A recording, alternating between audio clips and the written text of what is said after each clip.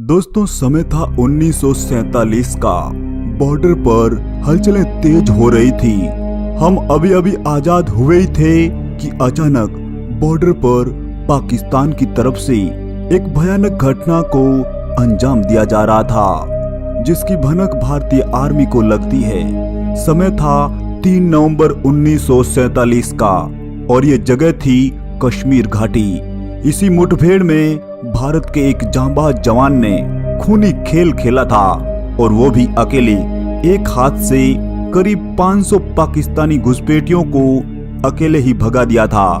उस जवान का आखिरी रेडियो संदेश भी अजीब था। दुश्मन हमसे सिर्फ 50 गज के फासले पर है, हमारी तादाद न के बराबर है और हम जबरदस्त गोलीबारी से घिरे हुए हैं, मगर मैं 1 इंच भी पीछे नहीं हटूंगा जब तक हमारे पास आखिरी फौजी और आखिरी गोली है। असल में कश्मीर घाटी का एरिया था और पाकिस्तानी घुसपैठिए भारतीय सीमा में घुसते ही करीब श्रीनगर तक आ गए थे। पाकिस्तानी घुसपैठियों का एक ही टारगेट था, किसी भी तरह कश्मीर घाटी और शेष भारत को अलग थलग किया जाए, क्योंकि आजादी के बाद से ही कश्मीर को पाने के लिए पाकिस्तान ने रात दिन एक कर दिए थे। तो चलते हैं आज से करीब 74 साल पहले उस भयानक इतिहास में जहां यह सब घटना होने वाली थी।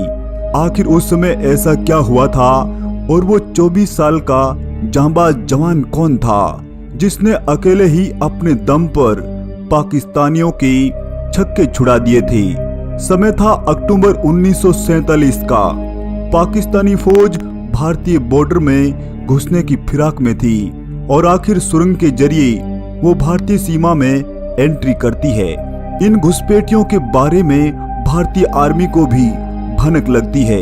अब भारतीय आर्मी मोर्चा संभालने के लिए तैयार थी। तब तक पाकिस्तानी घुसपैठिए श्रीनगर तक घुस आए थे और उनका अगला टारगेट था कश्मीर घाटी और भारत को अलग थलग करना। इसका मतलब यही था कि किसी भी तरह श्रीनगर एयरपोर्ट को उड़ा दिया जाए। असल में यह एयरपोर्ट ही कश्मीर घाटी और शेष भारत को जोड़ने का एकमात्र साधन था।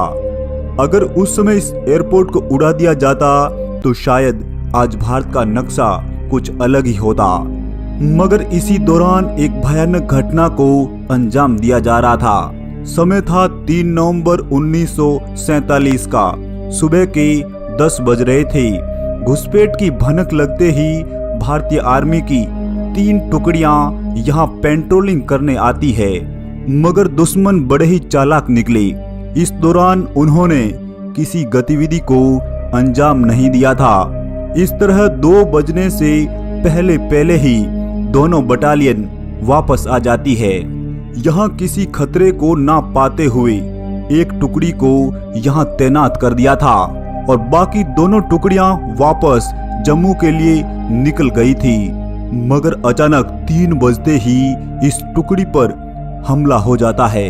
असल में टुकड़ी थी कुमाऊं रेजिमेंट की 4थी बटालियन की डेल्टा कंपनी और इसी कंपनी के कमांडर थे मेजर सोमनाथ शर्मा, जो अभी 24 साल के युवा ही थे।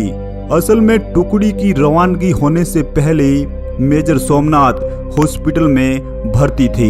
उनका बायां हाथ बुरी तरह से फ्रैक्चर हो गया था, लेकिन जैसे ही पता चला कि टुकड़ी कश्मीर घाटी में जा रही है और उनका सामना पाकिस्तानी घुसपैठियों से है, डॉक्टरों के लाख मना करने के बावजूद भी वे दौड़कर एयरपोर्ट पर आकर अपनी टुकड़ी में शामिल हो गए थे। मेजर सोमनाथ की इस कुमाऊं रेजिमेंट को एक ही टारगेट मिला था, किसी भी तरह श्रीनगर हवाई अड्डे की रखवाली करना। और आज 3 नवंबर 1947 का वो दिन भी आ गया था। हिमाचल के इस लाल का आर्या पार का दिन था। मेजर सोमनाथ की टुकड़ी में करीब 50 सैनिक थे।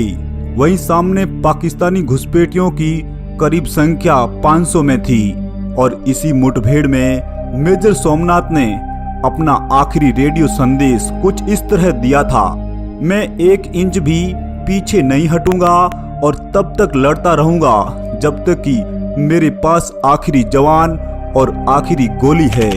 अब मेजर सोमनाथ का एक ही टारगेट था, किसी भी तरह पाकिस्तानी घुसपैठियों को करीब 5 घंटे के लिए रोक कर रखना, ताकि शाम होने तक भारतीय आर्मी की दूसरी टुकड़ी पहुंचने की संभावना थी।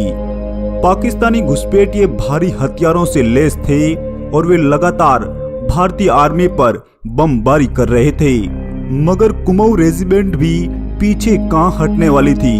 मेजर सोमनाथ की लीडरशिप में भारतीय जवान आतंकवादियों से लोहा ले रहे थे। मेजर सोमनाथ अपने सैनिकों को बार बार मशीन गन से फायर का निर्देश दे रहे थे, मगर इस बीच पाकिस्तान की तरफ से एक भयानक तबाही को अंजाम दिया जाता है।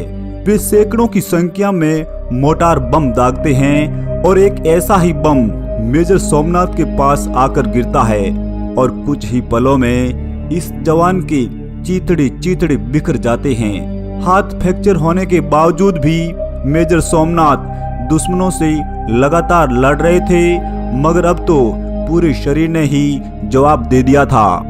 मगर उनकी टुकड़ी भी पीछे हटने वाली कहां थी, फिर भी लड़ती रही और पाकिस्तानियों को मौत के घाट उतार रही थी। जब पाकिस्तानी सेना ने अपने शवों को गिनने शुरू किए तो वो हैरान रह गई थी। हिंदुस्तानी सैनिकों की बॉडी करीब 28 थी, वहीं पाकिस्तानी घुसपैठियों की 300 मौतें बिखरी पड़ी थी। इतनी सारी बॉडियों में मेजर सोमनाथ की बॉडी को पहचानना भी मुश्किल हो रहा था। असल में बम के जरिए सारा शरीर सैनिकों का झुलस सा गया था, मगर एक सैनिक की जेब में आदि गीता की किताब जली हुई दिख रही थी और पिस्तौल का वो खोल भी।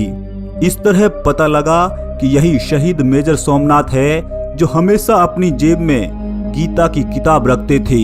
इस तरह हिमाचल का लाल कश्मीर घाटी में दुश्मनों से लोहा लेता हुआ शहीद हो गया था और उन्हें मरणोपरांत भारत का प्रथम परमवीर चक्र से सम्मानित किया गया था।